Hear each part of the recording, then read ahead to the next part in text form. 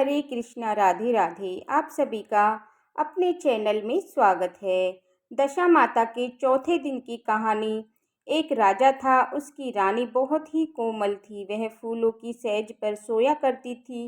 एक दिन सेज पर एक कच्ची कली बिछ गई, जिससे रानी को नींद नहीं आई। राजा ने पूछा, प्रिय, आज तुमको नींद क्यों नहीं आती? तो रानी बोली कि सहज में एक कच्ची कली रह गई है, वह मेरे शरीर में लग रही है, इससे नींद नहीं आ रही है। उसी समय दीपक हंसा। ये देखकर राजा ने उस दीपक से प्रार्थना की कि हे दीपक देव, कहो आप हंसे क्यों? कृपा करके भेद बताएं। उस ज्योतिषहरों ने उत्तर दिया कि अभी तो रानी कच्ची कली के कारण ठसक रही है। कल सवेरा होते ही जब सिर पर बोझा ढोने, तब क्या होगा? राजा ने पूछा कि क्या मेरे देखते मेरे जीते जी ऐसा हो सकता है? तब दीपक ने उत्तर दिया, हाँ, तुम्हारे जीते जी संभव है। उसकी ऐसी भविष्यवाणी सुनकर राजा मन में कहा कि देववाणी असत्य नहीं हो सकती। रानी को अवश्य बोझा ढोना पड़ेगा, परंतु ये हो सकता है यदि मैं इसको जीते जी समुद्र में बहा दूँ तो संभव है बोझा ढोने से बच जाए, क्योंकि जब समुद्र में वह डूब जाएगी तब बोझा कौन ढोएगा? राजा ने उसी समय रानी से कहा, चलो हम तुमको तुम्हारे पीहर भेज आएं। कुछ दिन तुम वहीं रहना। रानी पीहर जाने को तैयार हो गई। उसने राजा की आज्ञा अनुसार बहुमूल्य आभूषण से अपने को संवार कर तैयार कर किया। राजा ने उसे संदूक में बिठाकर नदी में बहा दिया। वह नदी समुद्र में जाकर ऐसी जगह मिलती थी जहां उस राजा को बहनोई का राज्य था। समुद्र में मोती की सीपी निकाले जाने पर राजा का ठेका था। रानी का संदूक बहता हुआ जब वहां पहुंचा तो राजाओं ने हुक्म देकर संदूक को पानी से बाहर निकालवाया और उसको महल में भेजकर हुक्म दिया कि इसे मेरे सोने के कमरे में रख दिया जाए। राजा ने शयना कक्ष में संदूक पहुंचते ही रानी ने सुना कि राजा ने उसे समुद्र में पाया है। तब वे फौरन उसे देखने के लिए गए। उस समय वह पहरेदार वहां से हट गया। रानी ने कौतुकवन संदूक खोला। उसने देखा कि उसके भीतर एक सुहाग सुंदरी 16 श्रृंगार पहने आभूषणों से बैठी है। रानी ने अपने जी में सोचा कि राजा इसको अगर इस दशा में देखेगा तो इसका ही हो जाएगा, मुझको त्याग देगा। इसलिए स्त्री का हुलिया बिगाड़कर संदूक में बंद कर देना चाहिए। तथा अनुसार उसने रानी के कपड़े जेवर सब उतार कर तथा मैले कुचेले फटे पुराने पहना दिए और संदूक को वापस बंद कर दिया। तब राजा वहां से महल में आया। तब उसने रानी से पूछा कि क्यों रानी, तुमने ऐसा कि इसमें क्या है? रानी ने जवाब दिया कि मैंने कुछ नहीं देखा और कुछ नहीं सुना। क्या नहीं है और क्या है? राजा ने रानी के सामने संदूक खुलवाया तो उसमें फटे पुराने कपड़े पहने एक भिखारिन सिद्दीकी पड़ी। रानी ने कहा कि ये तो कोई भिखारिन है, इसको खार खाने में भिजवा दिया जाए। वहाँ लड़की लकड़ी ढोती रहेगी और खाना खा पाती रहेगी। राजा ने रानी के कहे अनुसार उसे कारखाने में भेज दिया। एक दिन रानी की सहेलियां नदी के स्नान करने के लिए गई और दशा रानी के डोरे ले रही थी। एक डोरा अधिक था। वे इस विचार में थी कि किसको दिया जाए। देवी योग में उसी समय वह लड़की वाली रानी, वो लकड़ी वाली रानी वहां जा पहुंची। उन्होंने उसने कहा कि बहन, तुम कोई नीचवान ना हो तो तुम हमारा डोरा ले लो। रानी ने कहा, मुझे डोरा लेने से इनकार नहीं, परंतु मुझे तो खाने भर को मिलता नहीं, इसकी पूजा कैसे करूंगी? वह बोली, तुम इसकी चिंता ना करो, हम रोज स्नान करने आया करेंगी और 9 दिन तक कथा कहेंगी। तुम भी नित्य कथा सुना जाया करो। 10वें दिन पूजा होगी, तब तक दशा रानी जागेगी तो अवश्य तुम्हारी दशा बदल जाएगी। तब रानी श्रद्धापूर्वक डोरा ले लिया। उस दिन रानी के पति को ये चिंता उत्पन्न हुई कि रानी को संदूक में रखकर बहा तो दिया, परंतु उसका कोई समाचार नहीं मिला। वो कहाँ है, किस तरह की है, उसकी खोज लगानी चाहिए। राजा एक नौका पर सवार होकर नदी द्वारा यात्रा करता हुआ अपनी बहनोई के यहाँ पहुँचा।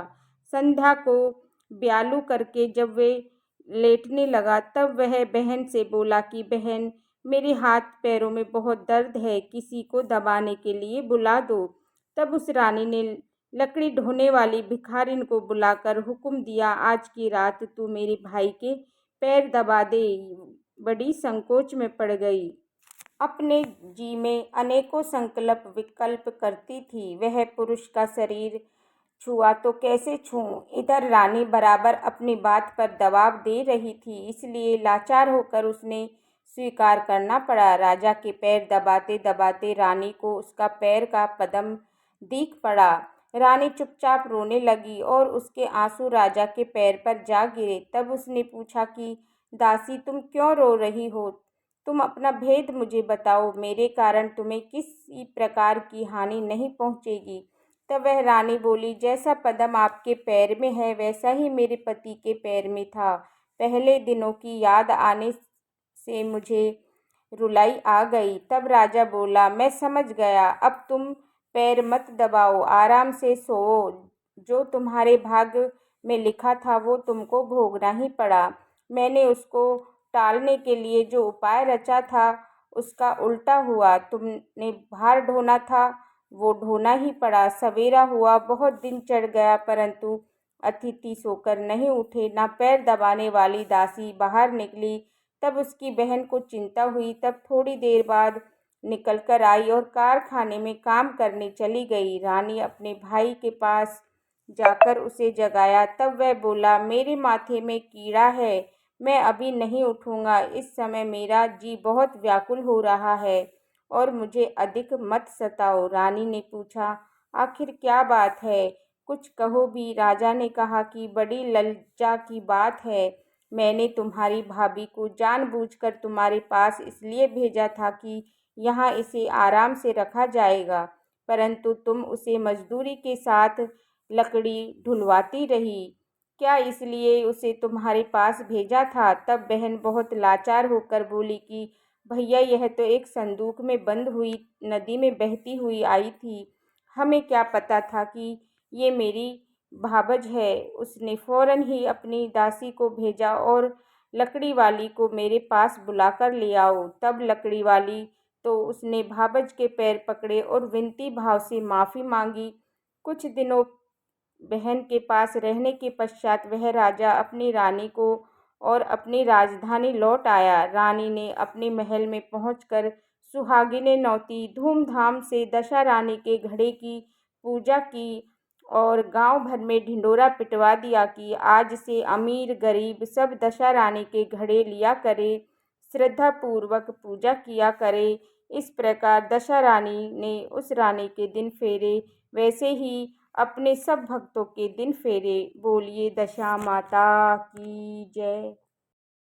अब इस कहानी के बाद एक विनायक जी की कहानी कहेंगे। एक गांव में दो माँ बेटी थी। बेटी अपनी माँ से बोली, माँ, गांव के सब लोग गणेश जी का मेला देखने जा रहे हैं, मैं भी मेले में जाऊंगी। माँ बोली, वहाँ पर बहुत भीड़ भाड़ होगी, कहीं गिर विर गई तो चोट लग जाएगी। लेकिन बेटी ने जिद कर ली। तब माँ ने बेटी को 2 लड्डू और घंटी में पानी देकर कहा कि एक लड्डू तो गणेश जी को खिलाकर पानी पिला देना, दूसरा लड्डू तुम खाकर बचा हुआ पानी पी लेना। बेटी मेले में चली गई। जब मेला खत्म हुआ तो शाम को सब गांव वाले वापस आ गए, परंतु उसकी बेटी नहीं आई। वो गणेश जी के पास बैठी रही और एक लड्डू तुझको और एक लड्डू मुझको पूरी रात ऐसे ही कहती रही। तब गणेश जी ने सोचा कि यदि मैं लड्डू खाकर पानी नहीं पीऊँगा तो ये अपने घर नहीं जाएगी। वे एक लड़के का रूप बनाकर आए और लड़की ने लड्डू लेकर खाना खाया और पानी पिया और बोले, बेटी कुछ मांगो। तब लड़की बोली, मैं क्या मांगू, मुझे तो मांगना नहीं आता।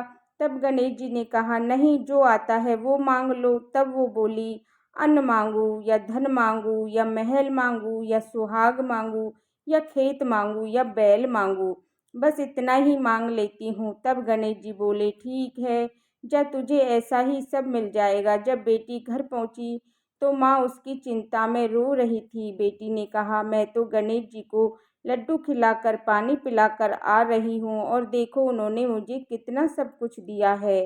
हे गणेश जी महाराज, जैसे उस लड़की पर कृपा की वैसे सब पर कृपा करना। ये कहानी कहते सुनते हुंकारा भरते हुए सारे परिवार पर और हम पर सभी पर कृपा दृष्टि बनाए रखना। अगर आपको ये कथा का वीडियो पसंद आया हो तो मेरे चैनल को लाइक करना और हरे कृष्णा चैनल को सब्सक्राइब कर लेना और बेल आइकन बटन को प्रेस करना, जिससे आने वाले वीडियोज का नोटिफिकेशन आप सभी को समय पर मिल जाए। देखने के लिए बहुत बहुत धन्यवाद। सभी को दशा माता की जय। जय दशा माता। राधे राधे। हरे कृष्णा।